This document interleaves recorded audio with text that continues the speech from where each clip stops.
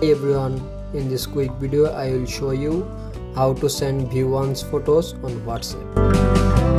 First of all, open WhatsApp and choose the chat where you want to send the photo.